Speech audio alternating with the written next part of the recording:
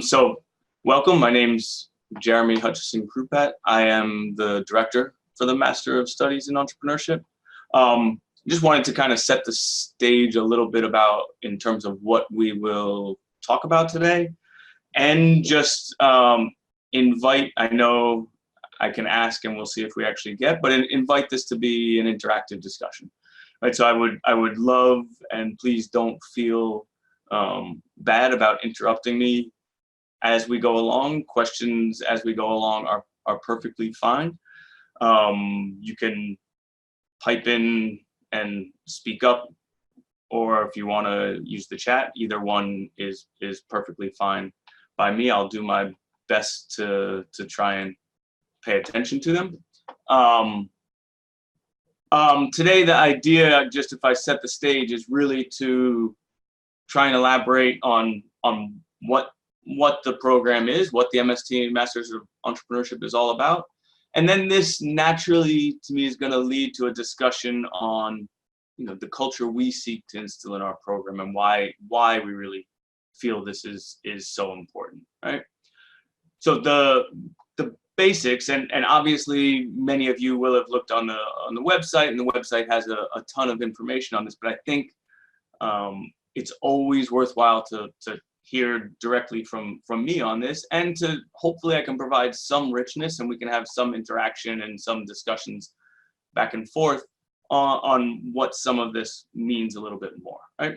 So to begin with, I really always tell people and that the program relies on three pillars, right? And these three pillars are the academics, the practical application, and the peer and the community engagement, right? And then right in the center of this is really where we live, right? So the program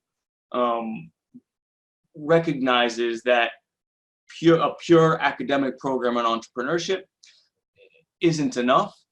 Likewise, purely listening to practitioners or purely focusing on, if you want to just focus on your venture and just work with practitioners, this isn't the right program for you, right? That's something different. And clearly, just doing it with if all you want is a networking community, then this isn't the program for you.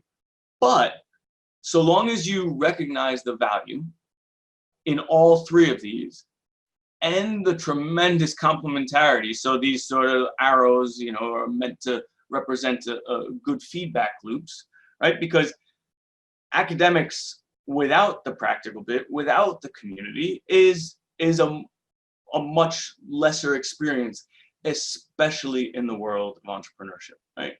The value comes from getting, right? So the sidebar here of, but much more than academics, is academics is going to bring some frameworks, some clarity of thought, understanding some theory in terms of the theory is built across many different applications, both breadth and depth, is going to understand contingencies. When might something actually be applicable, right? And then on the student side is then you're gonna hear from practitioners and be involved both in translating that academic insight into your own venture or your own objectives, and listening to the industry speakers and through the seminars and workshops that we have, hearing from these entrepreneurs, what are the challenges they're facing? What are they working on? What have they seen? And trying to square those things of saying, wait a second, we learned about these contingencies. Do those apply in the challenges I'm facing? Do those apply when I'm listening to an entrepreneur speak about their journey, or when I'm listening to what the challenges they're facing right now, right? And as you struggle, right? So part of that struggle is learning, right? So without that application, the real learning by doing, the learning is much more shallow, right? It's much easier for it not to sink in, for it not to be so salient, right? And it's much more likely that questions will arise when we have the academics married with the practical application. And then marry that with the peer in the community. So one of you is in the class learning about one thing, goes to one session, is saying, you know what, I don't think this framework applies. You talk it over with one of your peers and say, how does this sit with you, right? Through those discussions, that's where the true value of our program is, right? So we don't at all believe that this isn't a program where we offer three things: academics, practice, and community, and you just need to choose the two that you like or the one that you want, right? Obviously, everyone will have, more or less weighted towards one area or another, but unless you see the full value, right, in all three of these and the complementarities, that's kind of where we believe we have a real sweet spot, and that's really where the true value of this program comes about, right? And this is all clearly enabled through this part-time format, right? Which, as we'll talk through more, has lots of benefits in terms of flexibility, benefits in terms of allowing true experiential learning, right? So you get to, in real time, apply learnings. And then we have, this bottom sort of blue part is really where we're going to arrive at in terms of the importance of culture, right? So we have this common mindset around, the desire, the entrepreneurial spirit, the entrepreneurial ambition, but within the cohort, naturally, experience is going to vary, industry interest is going to vary, the output that each person gets from the program and where they will go over time will vary.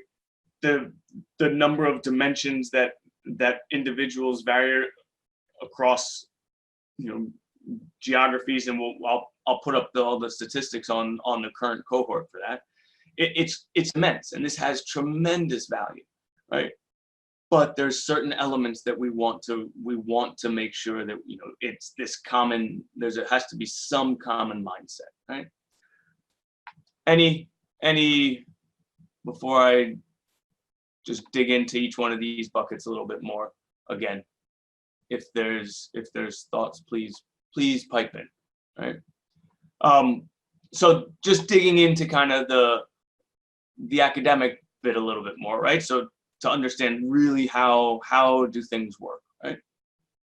The bulk of the coursework is the first year, right? So the first year is heavily, it has a large academic component in terms of providing, the core is the first half of a little bit, roughly half the year. The second year is all around the major projects, right? So the thesis, and this is really where you start to take the learnings, apply, think really deeply about some aspect of your venture, where you want to go, some bit where you're going to conduct real research on it, right?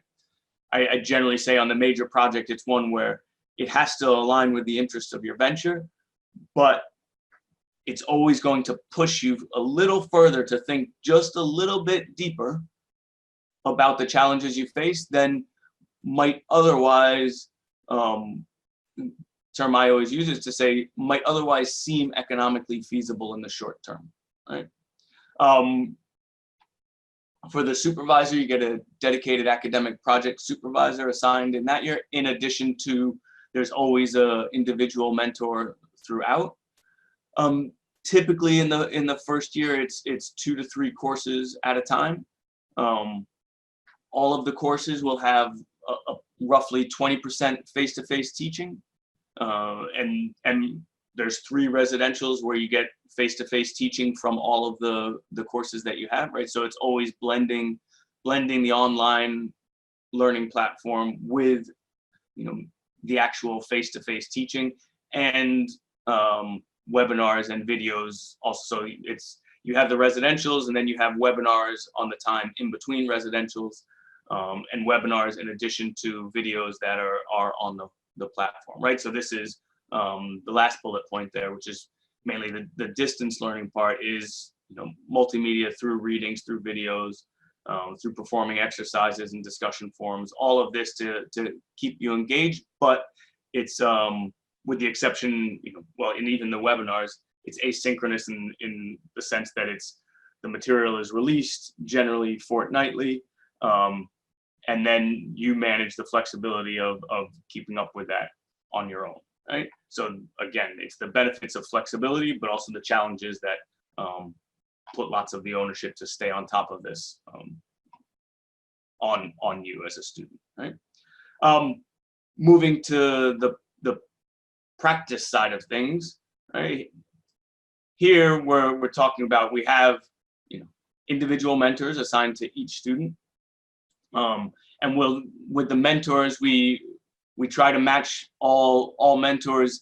It's not necessarily always that a mentor is going to be someone that is from your industry and knows a lot of the same things, because naturally you can imagine the challenges associated with that. They're not always going to ask you questions, right? So we try to match mentors as best we can that complement you and help you along your journey, given your objectives.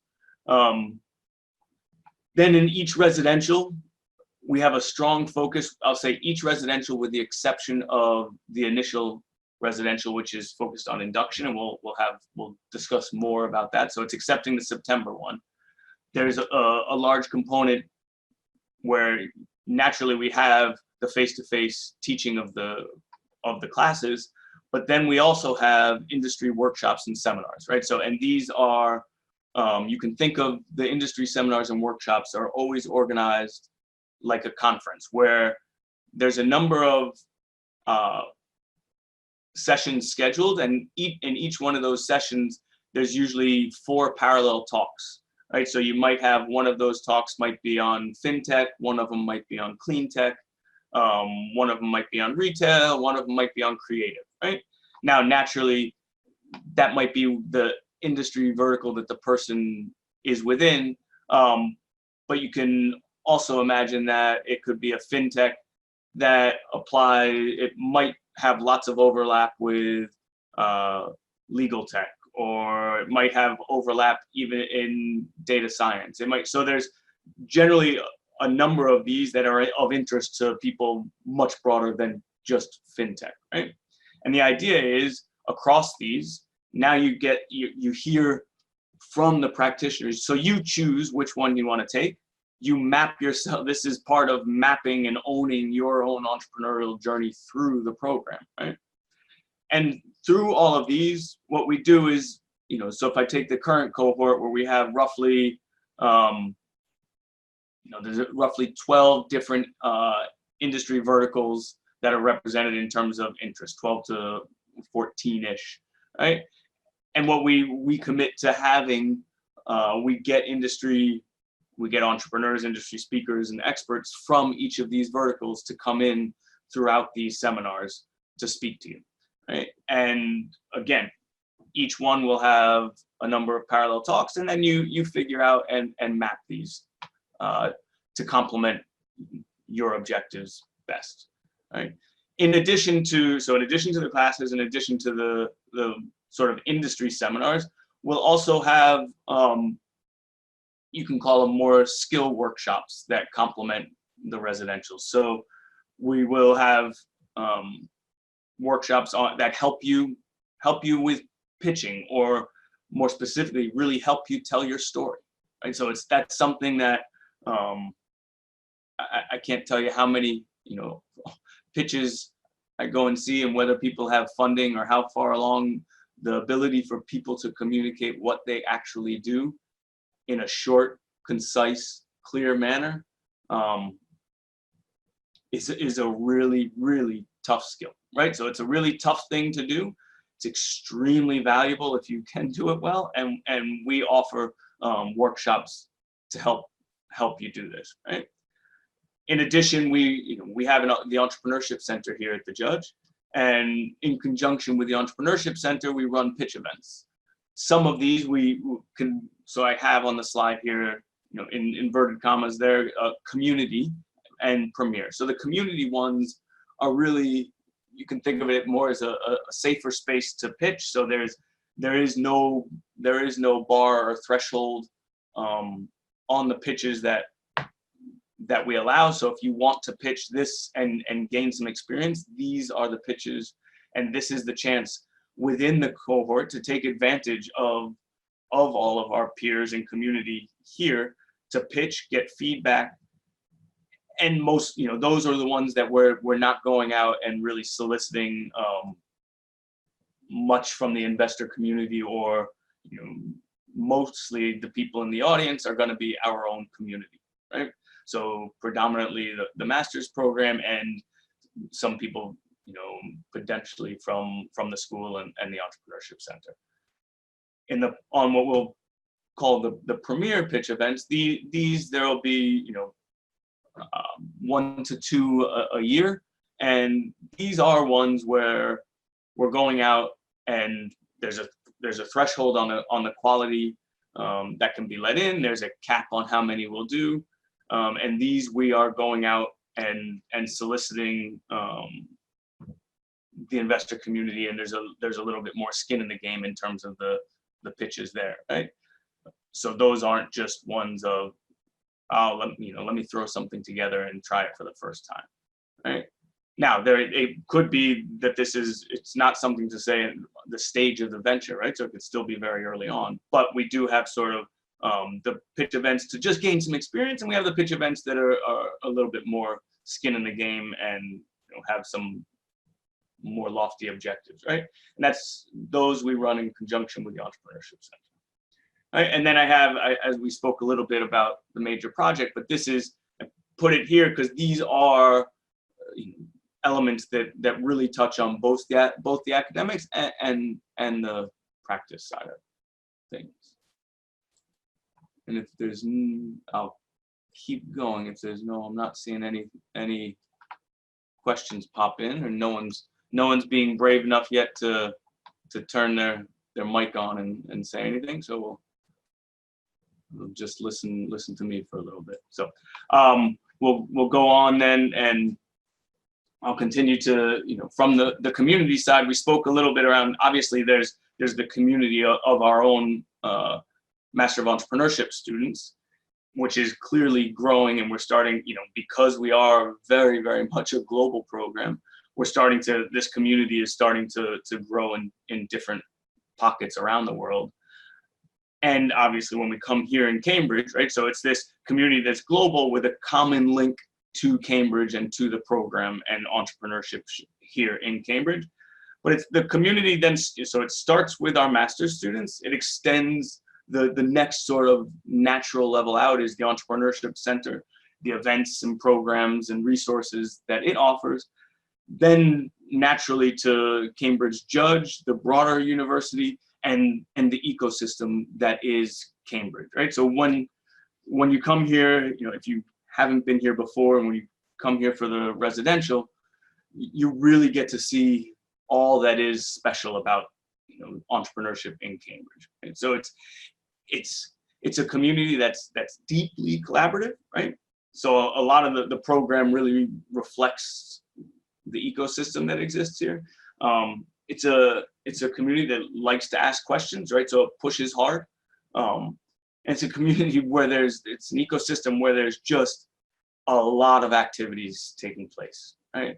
On the other side, it's a massively decentralized ecosystem, right? So there's not one central hub or repository where you can go to that hub and figure out how everything works, right? It's one that is again, it's just massively decentralized, and it takes a little effort to figure it all out. But part of this is it's a very stable ecosystem that's growing and attracting tremendous interest and from large companies and entrepreneurs and everyone all about. It's also, if you look at globally, Cambridge has really been the most productive in terms of establishing ventures and out of the university, right? Which is a phenomenal thing. and it's just an exciting place to be, right? So I can speak personally on that in terms of I came from the U.S. to join Judge, and a large pull of that was really the entrepreneurship and the ecosystem that exists here, and so it's just a fantastic place to be.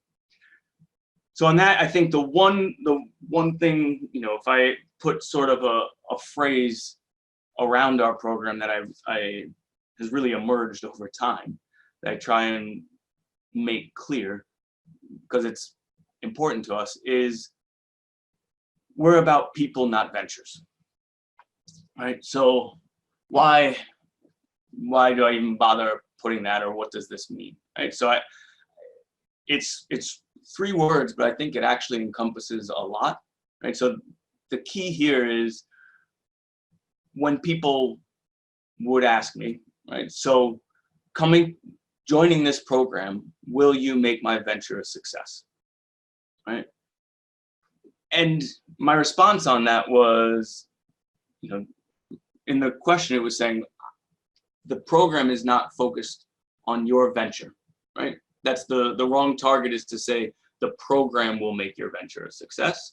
The program is focused on you as a person, and giving you the ability for you to give your venture the best chance of success, right? So clearly there's no guarantee, right? If there's anything that we all know, it's that the large number of ventures early on are not going to be successful, right? It's the resilience to pick yourself back up and keep going, learn, and keep moving forward and adapt.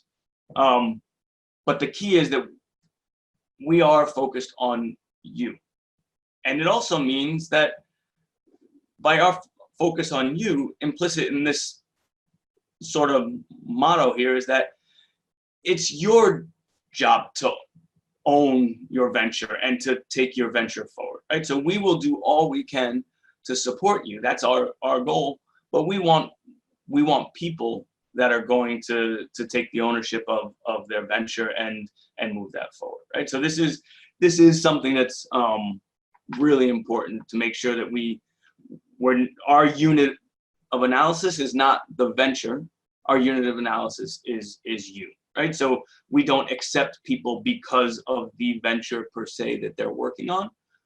We're focusing on who are you, right? And why do you want to be part of our community, and what can you contribute to our community, and how can we help, right? So that is a really important thing for us. So with that, I think it's important to say, well, okay, if we're just focused on people, and I won't say just, that's one of the words that has a lot loaded to it.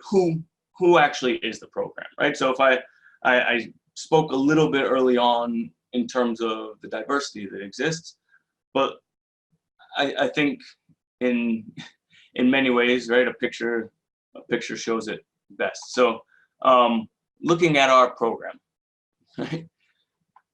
If you look at this slide, what you see is the country of residence, right? And when we look at the country of residence, we can see predominantly, right, we have the blue there is the UK. The large blue area are those people that live in the UK, and then we have scattered all around the globe. Now the really interesting part, right, is then when we look at the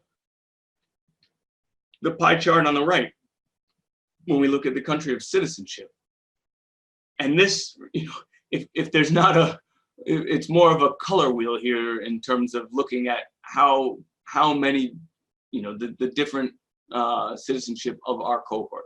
Right? So I think this tells a fairly clear story that in terms of backgrounds, there's tremendous diversity in our group, right? Then we can look at it in terms of, okay, well, just in broad buckets of industry interest, where are things? And again, as we would expect, right? So there's some of the typical players, you can call them the usual suspects, are larger: fintech, retail, healthcare. But then we're also fairly scattered around in terms of interests. And then if you look in terms of age, right? Yes, we have an average 31-year-old. 31-year-old is the average student, but averages lose a lot of information, right? So it's worthwhile to look here at the histogram, and you can see the long tail, right? That we have. Yes, there's a large group is younger, recently out of uni, but the experience is vast across here, right? So this tells a really interesting story, right? Tells an interesting story of the different perspectives we get, right? And there's clearly lots and lots of benefits that come from this, right? So the benefits, the clear top line things would say, okay, naturally, the program has the flexibility to allow entrepreneurs to forge their own path. We have all of these diverse perspectives, right? The diverse perspectives are going to allow us to have alternative interpretations and massive variance, right? So we could all look at the same thing, but see it very differently. We'll ask different questions when looking at the same thing, and we'll offer different answers when hearing the same thing, right? And I have in parentheses here because I think it's, we have to recognize, and I think as entrepreneurs, we're the best place to do so is, value can lie in the most unsuspecting areas, right? So a lot of the time, to find that value, we need all these diversity of perspectives, right? So we need to have the conversations among our cohort that include everybody. And when we're looking at that common picture, that common scenario, to hear all of the different rationales for what might be driving that, or how we think we could solve that. Or it could be that, we have students who have, developed a really, really cool technology and are launching it in one application, but we have a number of people. So this is a situation. I was just in discussion with one of our students last week. Several of our students. So there's a student who's developing a really novel technology, looking to apply it to one area. So the technology uses e-paper, both black and white and color, and it's basically a fabric that you can change the images on, right? And there was one application. The initial application was mainly to fashion goods. You can think shoes, eyewear, handbags, things along these lines, where you could have, it's essentially a fabric that can mimic either leather or plastic glasses, and then through an app you can change the pattern, colors, whatever design you want on it, right? Then there were other people looking and saying, wait a second, have you thought about this industry or this application or this application? You know what? I know so-and-so, and this is exactly the thing that they would love to see or use, right? So you start getting all of the different experience and the network from each person to say, you know what, I ought to connect you with this person or that person and have a chat with them, right? This is the tremendous value that comes from this diverse community, right? So we get this, connection across industry, across domains of expertise, across geographies, right? And those are not the easiest things to forge, right? But through the program, we get that. Now, given all that, this really does sort of beg a question, right? It seems clear, and it's very easy, and most often we think of all of the benefits that come from these diverse perspectives. But the question is, what are the challenges, right, that are associated? What are to say it differently really, is what's required in order to make sure that we take advantage of the diversity, right? How can we make sure that we realize these benefits? And I'm curious, here's the, I'll even have a little bit of a pause, because I'm curious if anyone can think of any challenges or some beyond challenges, anything that might help to take care of the benefits.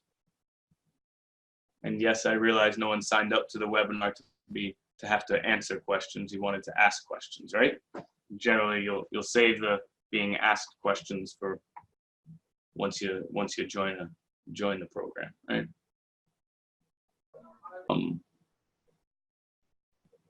Does the program encourage cross-pollination between students and professors from different departments? So stepping back here, but let me address these since I asked you to do these questions.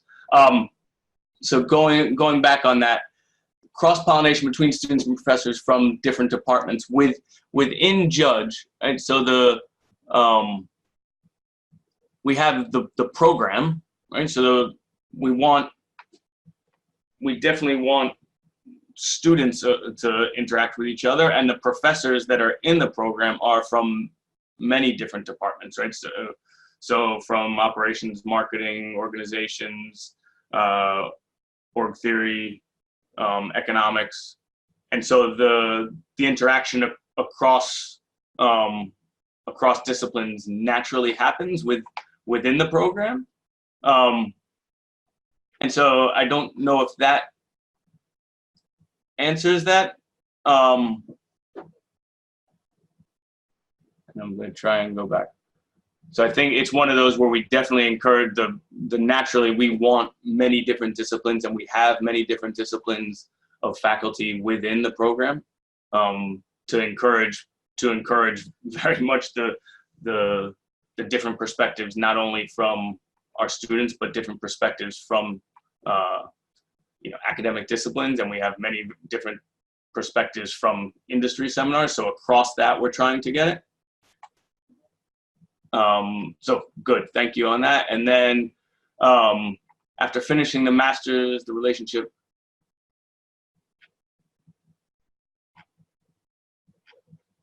So the relationship with Cambridge, this is something, that we're, so the master's itself is in its second year now.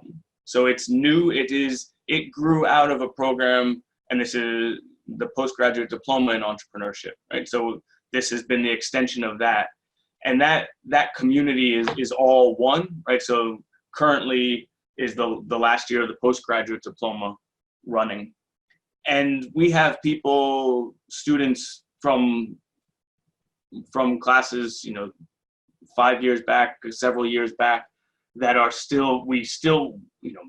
we consider everybody part of the cohort. In fact, I think it's important to say structurally and procedurally and process-wise, once you're in this program, and when you're an alumni from this program, all of the residentials that we have, we invite alumni to come back for the industry seminars and workshops, right? So there's a number of seminars, workshops, talks that we will open up to our alumni to come back, right? Because we want that community to continue and grow, and we don't want it to just fizzle out that you're here for a 2-year residency and that's it. So the objective, and we're trying to do all we can to foster that, is to keep that community growing and to keep building, around the globe, right? And there's, as we would hope, and we're seeing already, there's a lot of organic activity that's happening along those. So we have people from the cohort organizing get-togethers on their own to really try and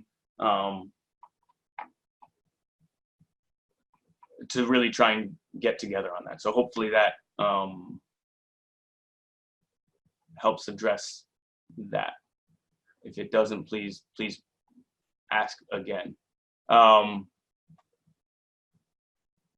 Ali, I apologize, I couldn't hear you. Since it's a part-time, so it's one of those, is it possible to just fly in a few times for exams? We have scheduled residentials, right? So over the 2 years, there's 4 residentials, right? So the 3 residentials are in the first year, and the 3 residentials are in that first year because it's the bulk of all the academic teaching, and we want to have face-to-face teaching in all of those. So every student is required to attend all 4 residentials, right? So the 4 weeks over the 2 years. It's not one where you just come in for exams. So actually we don't proctor exams or offer exams during the residentials.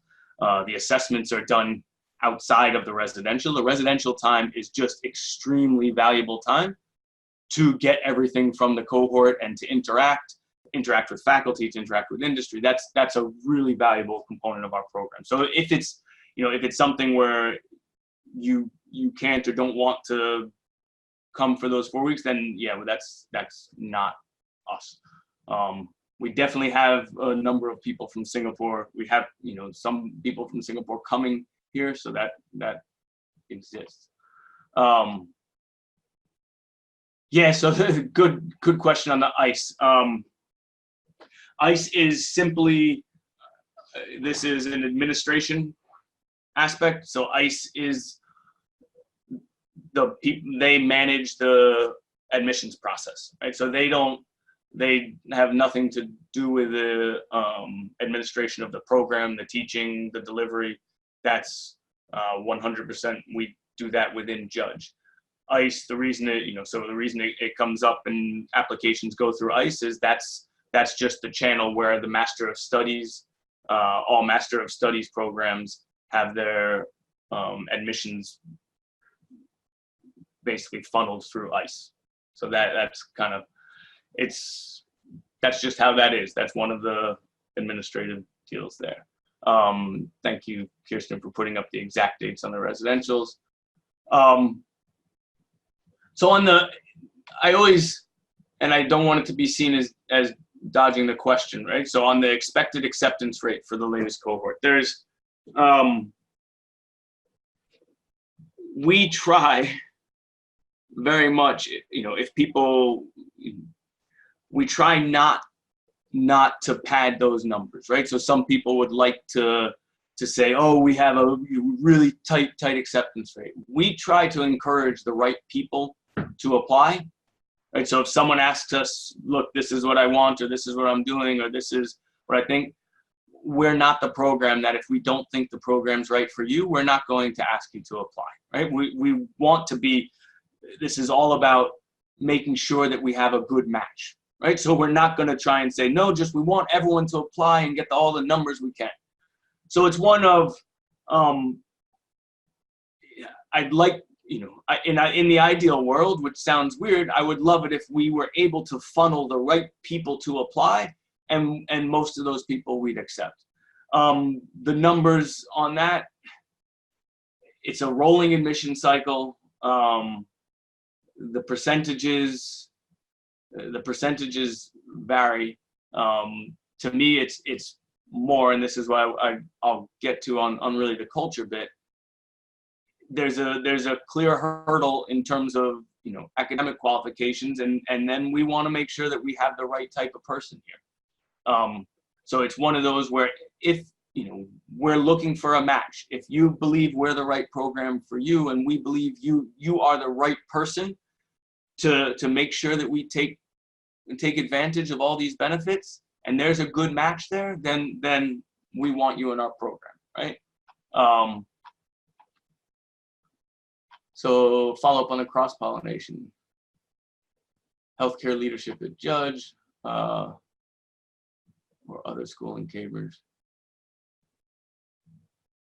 So very good question in terms of are there potential, right? So this is exactly the type of question I'd love to answer, and it's a good one to answer in this sort of a forum, right? That clearly there's there's a lot of healthcare just down the hall. A colleague of mine is very, very involved in healthcare and the healthcare center, but clearly there's lots. I mean, Cambridge is a massive hub for biotech, right? And the school, there's a lot of things done outside of Judge in terms of, yes, clinical medicine. So do we this is where I will go back to kind of even the people not ventures one. And actually I'll even go on to what I was going to talk about, because we weren't fully done, is understanding that we can help. And there's lots of connections to be made, and through the mentors, through the Entrepreneurship Center, through the program faculty, we'll do all we can to help, but we'll stop. It requires a lot of initiative on your part, on the student's part, right? So there's a lot of things going on here, and there's a lot of value to take advantage of. But it's not where I always say to, during any interviews or speaking with people, we're not going to hold your hand and take you there. We'll point people in the right direction. We'll try and make sure that the connections are made to the best of our ability. But it requires pointing in the right direction. And it's not one of those things of, okay, I'll go to Cambridge and they'll make it happen. It's still, it's not passive. It requires a lot of active initiative on your part. But when you take the initiative, boy, is there a lot that can happen here, right? Especially just even the connections that happen through the programs, through the Entrepreneurship Center. There's Enterprise Tech, and they're working very closely with across the university. So there's a lot of connections there. We've had during the residential epoch where there's postdocs from across the university interested in entrepreneurship. So there's tons of connections that can be made as long as you're willing to go after it. Biggest difference between the exec MBA and MST. So this is another really good question, because again, we want to make sure it's a match, right? The exec MBA, if you take it just at the highest level answer there, you'd say exec MBA is generally, and I'll say generally because obviously there's variance. It depends which you want to emphasize. Is generally people in large corporates looking to stay in large corporates, gain a more general management education to advance their career in the large corporate, right? So if you look at the same sort of, it's much more academics, it's much more time on campus, much more frequent time on campus. It is distance, but it doesn't have the same common mindset towards entrepreneurship, right? So to me, I always argue through exec MBA or MBA, whether you wanted residential or you wanted part-time.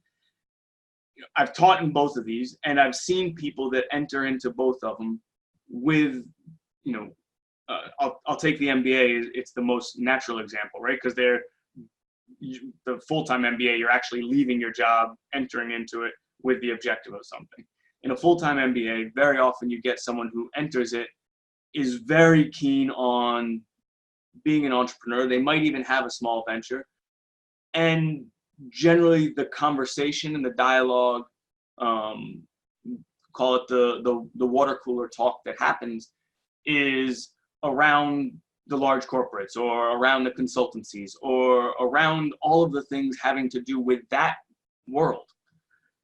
And if you're passionate about entrepreneurship, that ends up being a distraction, right? So a distraction only in the sense of you get a pull, right? So a full-time MBA program, you could get people saying, hey, you should go into consulting. You'd be great at that. And it's one of, you could say, well, the real entrepreneur would ignore those. Yeah, but at times it gets really hard when people keep pulling you into a conversation and the credibility's there. It just gets hard, right? When you're in an entrepreneurship program, the unit of analysis, the dialogue, is all about entrepreneurship. It's all about, hey, do you know someone who can connect me with this? Do you know someone in clinical medicine? Because I'm trying to figure this out. Or I've got a term sheet. Do you know, could you take a look at this? What have you done in the past? Do you know someone that I could talk to?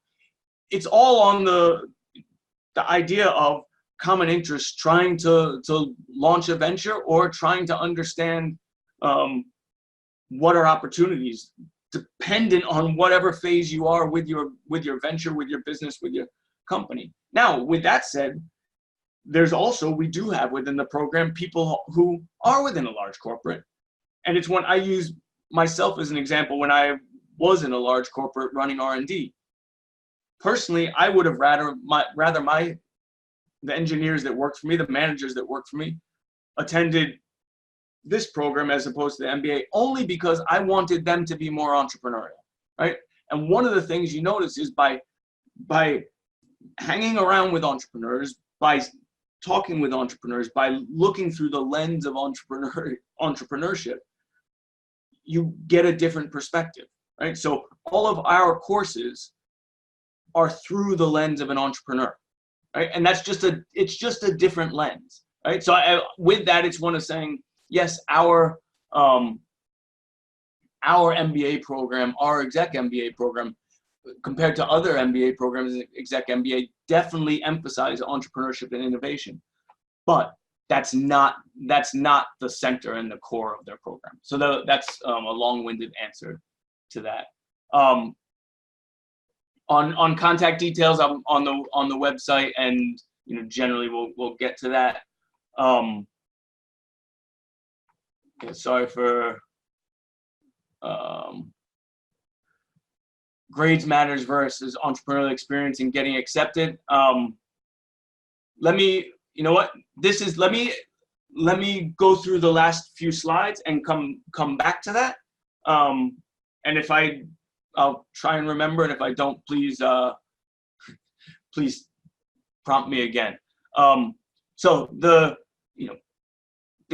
question here was, what are the challenges, right? And the challenges on this are that we have to acknowledge that when we have this massive amount of diversity, right, we have to acknowledge that while there's tons of potential to generate benefit, there are challenges because the different industry experience, companies, disciplines, geographies, all of this, each one of those generates different routines and different norms, right?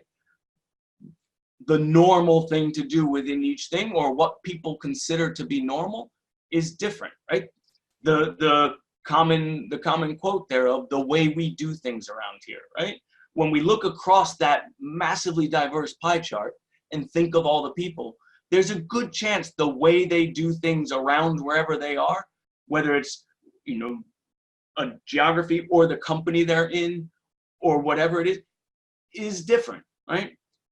And so we have to acknowledge that. Now that has massive benefits because we do things differently, it allows us to question each other, right? And when we complement this with the distance and infrequency of interaction, right? So it's just 4 weeks over 2 years. We have to pay a lot of attention to, let's make sure we have a really strong, cohesive group, because that's important to us, right? And naturally, communication through email, text, and all other sort of non-face-to-face, they lack richness, right?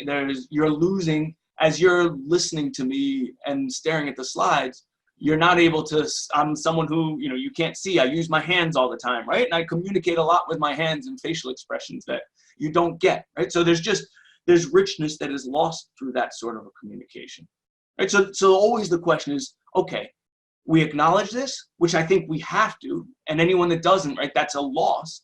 But then the question is, what do we do about it, right? What do we programmatically do, and how can we try and address this, right? And this is where it comes to establishing the right culture, right? So for us, it becomes so important to instill the right culture within our program, right? So this is one where the same way people have they have a culture, it's a geographic, national, family norms, and then you go walk through the doors of a company, or whether it's a small venture or a large company, and there's different norms there. We have to do the same with our program, right? So we need to establish a really clear set of values and norms that we hold dear, right? And the next bullet point, right? The key is we want to recognize and value differences, right? So we don't want to just say, yes, we're diverse, but we're, we can all be the same. No. The differences are good. We just have to value them, right? And this is hard work, right? And it's one where the first step is acknowledging that it's hard work. So what are the key things that, you know, we hold? It's one, we value questions over answers, right? So this is one from a student perspective and from a faculty perspective, right? And from any contributor's perspective. We really value asking a good question, right? And part of this is we want you to ask questions before you seek to just come up with an answer, right? Seek the knowledge, seek the insight. Ask someone, well, why do you think it's like that? Right? So very important to us in this program is people that recognize, first off, the value of questions. And that's a lot of the time, it's actually really difficult to ask a really good question, right? So learning how to ask really good questions is something we want to work on throughout the program. I have assets and resources, right? So people, you know, that are in the program have heard me talk about this a lot, and if you join us, you'll hear me talk about it again, right? But it's something that I think we want to emphasize. I'm not coming at it from the accounting side of things, but you can view things as an asset is something that you want to build up the value in, right? You recognize it. Both assets and resources are valuable and needed, but resources are generally something you consume, right? Not necessarily something you want to hold on to for the long term, right? And we want people to value each other and the program as assets, right? To think not just about, I'm going to get what I can out of this, or I'm going to consume all that I can and not give anything back. We want to build each other up. We want to build the program up. We want to view all of this as an asset. And the last one is, you know, owners, renters, and squatters. And I don't know, you know, many of you might have heard these analogies before, but I think they're important to us. And this is one, clearly, you know, we don't want squatters, right? People that just are there, not trying to give anything and you know, taking value away. But there's nothing wrong with, you know, you can be an owner or a renter. But it's a different mindset, right? So not saying that, you know, renting is bad by any means, but it's different when it comes to the mindset, right? So if you're renting a flat and something breaks, you might be able to fix it, but at the same time, that's why you pay your rent. So you'll call someone else will come and fix it. It's a different mindset when you own it, right? When you own it, you find a way to fix it, right? And you don't let things diminish. Ownership is much, much different. Ownership is a sense of pride in what you're doing there, right? And we want people that want to own their journey. Not just, clearly everyone, you know, we're not talking about this at the entrepreneurial venture, right? We're talking about it the whole journey through the program and clearly on and beyond. We want people that take ownership, take pride in the whole cohort, in the whole program, in everything that they're doing, right? So we want people that have that sort of a mindset, right? And so this is where, you know, it's one that I try and say when you look at, you know, the question on there in terms of things to think about for interviews, right? So we love the variance and diversity of our cohort. We love everything about it, and we welcome it, and we see the value of it. But the part that we're very, very keen on not having a lot of variance in is this mindset, right? So in addition to all the typical entrepreneurial characteristics, right? So definitely passion, resilience, vision, all of this, we want all of that, but we want people that can demonstrate and convince us, right? That and that welcome this sort of a mindset. This is important to us, right? And so recognizing time as well, it's one, so to me, when I think of culture evolves. This is, you know, so an area that and apologies because we're going towards the end of time, but it's an area that, you know, obviously have a lot of passion around, right? And And culture evolves kind of from the consistency of actions and the clarity of what's valued, right? So one of the things we wanted to get across here is the clarity of what we value, right? And then to kind of demonstrate how we try to take consistent actions to engender this sort of a culture, right? So we do take this seriously, and this is why we really look at the initial conditions, which is who we accept to the program, right? We view this as a real matching exercise. We want to make sure that we are the right program for you and that you are the right person for us, right? So when we interview, these are the things we're trying to probe and figure out. We don't try to take, and we don't want to take the hard sell approach of you need to be in our program regardless. That's not our approach. We want to make sure that we've assembled a cohort that has the right mindset, right? So, I say we take it very seriously, and this is really true. We're trying to, so it's a little different of an interview because we might challenge you of saying why, and we want to make sure you've thought of, should you be in the MBA? Should you take the exec MBA? Should you be in do you really belong in an accelerator or an incubator? Do you want all of the academic side? Do you want the 3 parts that we offer? Right. So this is really, really critical to us. Right. And this is, to quickly go through, we try and then instill everything to back this up in terms of the program, how we operationalize that, and all of the elements of the program. And tight on time, I want to make sure I address, Melissa had a question on the grades matter versus entrepreneurial experience in getting accepted.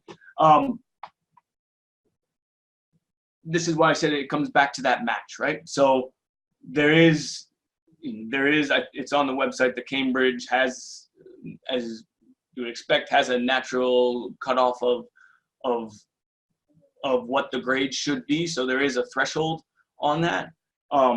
That said, there are special cases outside the norm, to say, of where if someone can make a case, right, that they've gone above, that they've done a lot of experience and their grades weren't so good at one point, but they can counter that. Now that doesn't mean you still would have to take a GMAT or GRE to prove there's a threshold on that. So it's not one that we never will just waive the threshold in its entirety across the board. But these are ones where if everything about the program fits and everything about you fits this, and there was a glitch in terms of grades, then those are discussions to have, right? And part of it is we want to make sure that we don't want to set people up for failure, right? So the academic bit is not trivial either, right? So we want to make sure that everyone's set up for that. But those are ones where, if the easiest thing there is, if you have a question about that, to contact the program team. And again, we will help as best to kind of discuss that through.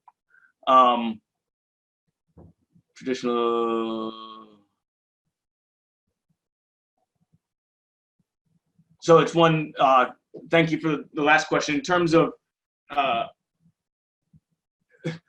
we wouldn't, I know it definitely in the popular press it could easily become the very clear mapping that entrepreneurship is fintech and clean tech and legal tech and anything that ends with a tech. We cater to people that are, we have people that are running SMEs, right? So it could be a small business. It could be someone, we have people running tutoring businesses. We have people that are trying to figure out if they've been, like yourself, I've had a commercial career for a long time. I'm convinced that I want to go down the entrepreneurship path, or I'd like to figure out what the next step is for me. And we do have that there's a number of people in that long tail that fit that for different reasons. And we have people that are also even in the middle distribution who have, again, the example just that comes to mind is there's a person that had set up a tutoring business, and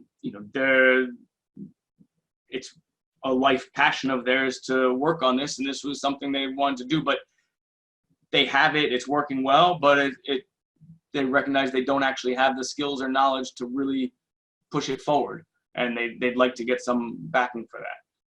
And we went through a lot of discussions, and they were a very good fit for the program. So a lot of these are just, it is the variance. It's not that we're only for fintech and we're only for high tech, data scientists.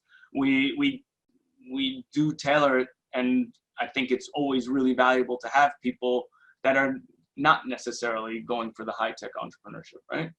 To provide a different perspective.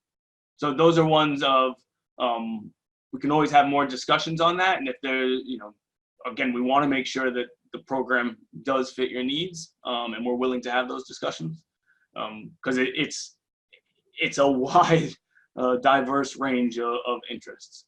On tackle the admissions interview, the best thing on that is, to be honest, right? And to demonstrate, especially if all the things we've discussed here in this last bit and throughout the program, right? So going through when we've talked what the program is, the first is to make sure, to have a hard conversation with yourself to make sure that it's the right program for you, right? So that this is what you want, that you do want to be part of something like this, and you hold consistent values with what we want. Then it's on you to demonstrate that understanding and say why is it the right program, right? And to just have a good conversation of, okay, what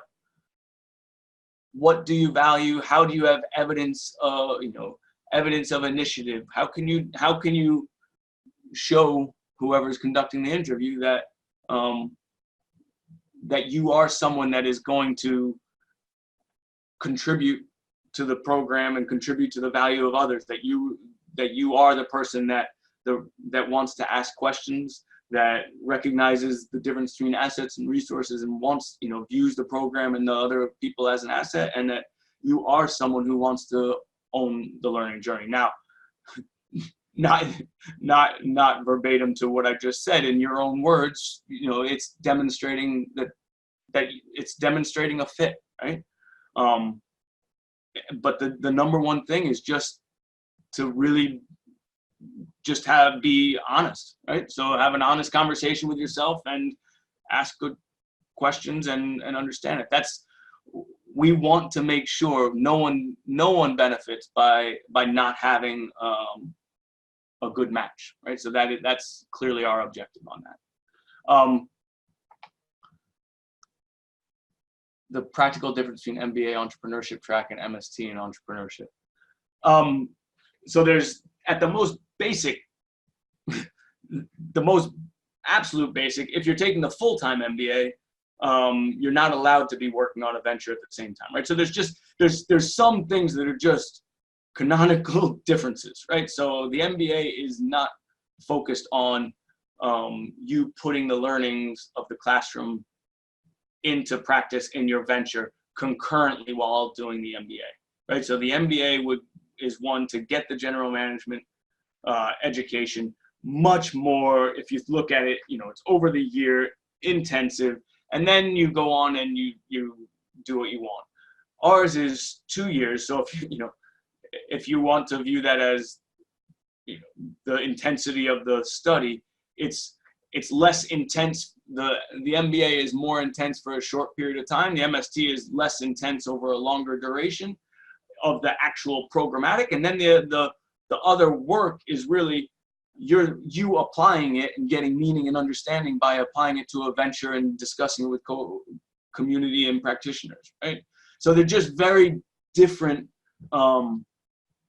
objectives on that. So the MBA, again, an MBA with an entrepreneurship track, even if we put aside the MBA's inability to run a business, to be working on a business while taking the MBA, and that's not the exec MBA, but that's the full-time MBA, to be clear on that. Again, it's just the focal point or the if you look at the distribution of the people in an MBA, it's going to be the smaller portion of the distribution that has an interest in entrepreneurship, right? Less of the people in an exec MBA or an MBA are actively working on establishing a venture, growing their venture, looking for opportunities. You might have some people who are intrapreneurship, right? So doing the entrepreneurship within a large corporate, and we have some of those as well. Right? But so it's just, what do you want the common denominator to be? And the common denominator in MBA programs is generally the larger corporate and the general part, right? So it's usually general management. Ours is specialized, and it's specialized towards entrepreneurship. So if you have our degree, in many cases, if you're just getting our degree and looking to go in and be a finance manager in a large corporate, that might not be the best thing, right? An MBA might be more valuable to do that. So it depends what you want to get out of it. But the majority of the people in our program are looking to apply entrepreneurial learning, right? And to see everything through an entrepreneur's lens and figure out things that way. And so that's really the key there. I think I've addressed those. Probably just skip in terms of other questions. It's really on the website. Apologies for going over on this, but really try on our website. Contact us. The team is more than happy to chat about any questions you have. We have more webinars coming up. If you have the opportunity to come to Cambridge for we'll do the Meet the Director event on March 4th. I'd love to meet you then. We also have current students where you can chat to the current students and get their perspective. So you don't just hear from me or the program team, but you hear their perspective. That you can access that through the website. So please try to learn as much that way as you can. And again, apologies for going over, but I hope this has been useful for you. And if there's further questions, please, I will stay on for a little bit. So you're welcome on that. Hopefully, yeah. Trying to offer things. So glad it was helpful to you. Again, if questions pop up, other things, please feel free to contact the team, and we'll do all we can to address the questions you have. So thank you. Apologies for the sort of one-way communication and for my technical blunder of not having the chat open early on. We'll get there.